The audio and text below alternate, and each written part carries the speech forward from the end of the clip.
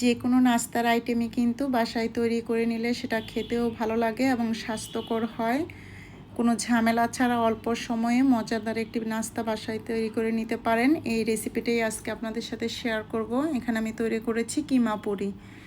এখানে আমি কিছুটা ময়দা নিয়ে নিব, যে পরিমাণের পুরি তৈরি করবেন সেই পরিমাণের ময়দাটা নিয়ে নেবেন। তারপর দিয়ে দিচ্ছি মরিচের গুঁড়া, লবণ আর পরিমাণ মতো তেল দিয়ে এটা শুকনো অবস্থায় আগে একটু মেখে নিব। তারপর আমি এখানে পানি ব্যবহার করব। আর পানিটা একবারে না দিয়ে অল্প অল্প পানি দিয়ে এটা একটা ডো তৈরি করে নিতে হবে। একবারে দিলে অনেক সময় নরম হয়ে যেতে পারে। আর একটু সামান্য পরিমাণ তেল দিয়ে এটা ভালো করে মেখে নিতে হবে, তাহলে কিন্তু ডো তৈরি করতে খুব সহজ হবে। তৈরি করে আমি রেখে দিব। তারপর আমি কিমা তৈরির জন্য প্যানে সামান্য পরিমাণ তেল দিয়ে দিব পেঁয়াজ, কাঁচামরিচ। একটু ভাজা হয়ে গেলে দিয়ে দিব আগে থেকে করে রাখা মাংসটা আমি রান্না করা মাংস থেকে মাংস নিয়েছি। অনেক সময় রান্না করা মাংস থেকেই কিমা পুরিটা তৈরি করে নিতে পারেন। দিব লবণ, মরিচের গুঁড়া, ভাজা জিরা গুঁড়া এবং গরম মশলা গুঁড়া দিয়ে এটা খুব ভালো করে লাল লাল করে ভেজে নিব। আর আগে থেকে মেখে রাখা যে ডোটা ছিল সেটা থেকে আমি ছোটো ছোটো লেচি কেটে নিব। আমি খুব বেশি তৈরি করব না, যে কয়টা লিচি তৈরি করে নিব সে কয়টাই আমি পুর দিয়ে ভালো করে পুরি তৈরি করে নিব। যে পরিমাণের তৈরি করতে চান সেই পরিমাণের লিচি কেটে নেবেন বা ছোট বড় শেপে করে নেবেন। আর আগে থেকে ভেজে রাখা পুরটা যখন ঠান্ডা হয়ে যাবে তখন আমি এই পুরিতে দিয়ে দিব বা ছোট ছোট শেপে সেই ডোগুলিতে রুটি বানিয়ে এটার মধ্যে পুর হিসাবে সেই মাংসের কিমাটা দিয়ে দিব।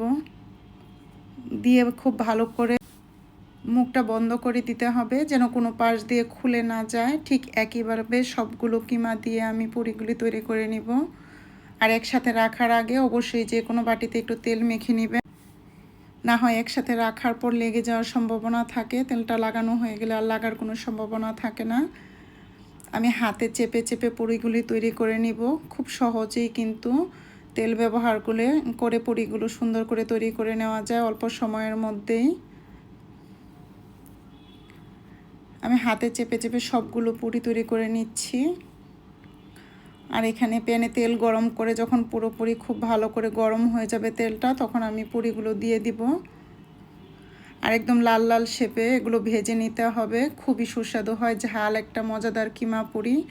আর আমার রেসিপিগুলো যদি ভালো লাগে তাহলে আমার চ্যানেলটা সাবস্ক্রাইব করবেন এবং পাশে থাকবেন।